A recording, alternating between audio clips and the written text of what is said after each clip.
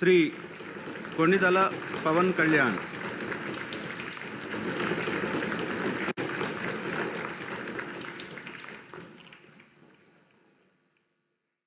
కొణిదల పవన్ కళ్యాణ్ అనే నేను శాసనసభ సభ్యుడిగా ఎన్నికైనందున శాసనం ద్వారా నిర్మితమైన భారత రాజ్యాంగం పట్ల నిజమైన విశ్వాసం, విధేయత చూపుతానని, భారతదేశ సార్వభౌమాధికారాన్ని, సమగ్రతను కాపాడుతానని, నేను స్వీకరించబోయే కర్తవ్యాన్ని శ్రద్ధాశక్తులతో నిర్వహిస్తానని దైవ సాక్షిగా ప్రమాణం చేస్తాను.